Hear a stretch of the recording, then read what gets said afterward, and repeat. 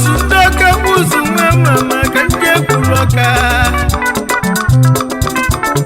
Patrick aina Yosepe Igwe Swiss Igwe Chafauzen Igwe Zurich Igwe Schwarzenberg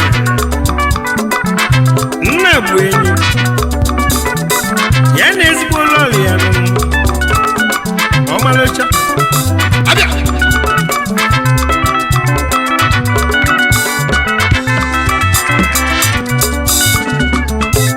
ejewe m n'Enugwu ugwu onwe mama ka ndị utodogwu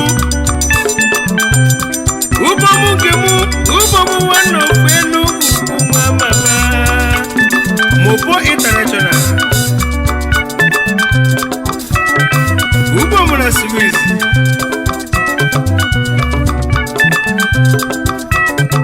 ụbọmụ na Enugwu Mopo abịa so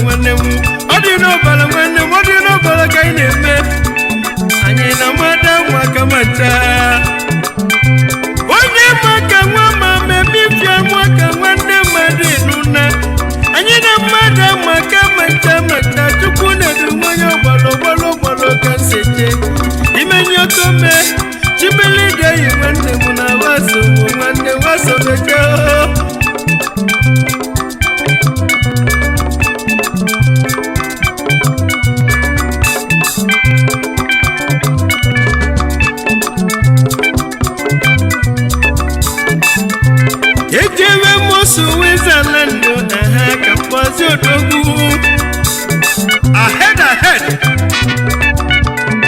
Chief Honorable Johnny Mortimer Ahead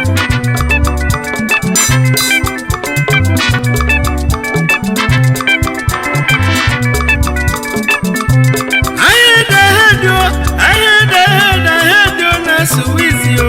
Ahead na Geneva Ahead na Luzern Ahead na Bena Ahead na Zurikio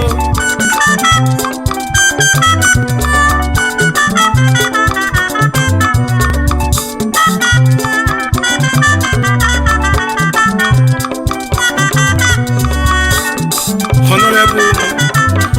Gerechi Nwosu Chairman Igbo Union Geneva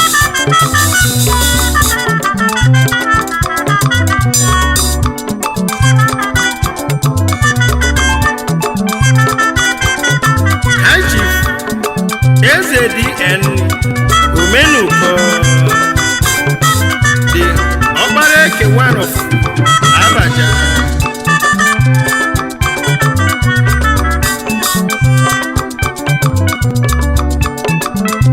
in your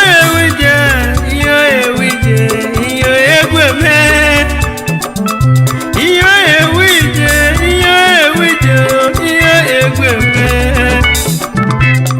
nna m n'owu jebisi nwa ya eze na dị ahụ nna m n'owu jebisi nwa ya eze si ya n'isobili onowu wanofu otuto gbakwuo nna m nọ n'efu n'ebe na-echele banye giri eze nwanne m nne m nọ n'efu ezi nwanyị ọma a na-echele nwanyị ọma ezi nne m n'osobili ezi nne m nọ n'efu ezi nne n'osobili onwe na-echele nwanyị giri ọ n'efu chukwu na-edu ụmụ ya wuzie mfa mụ na onye ya echi n'ụwa mụ na onye ya echio mụ na onye ya akanụnụ onye ka ma nkọrọ n'ọwụ chukwu nwokwuo nwene mere ya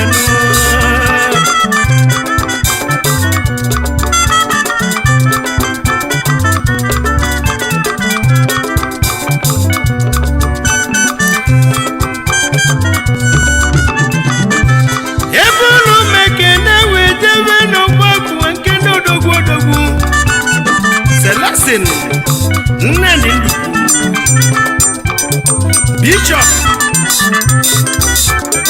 Bishop n'Alaba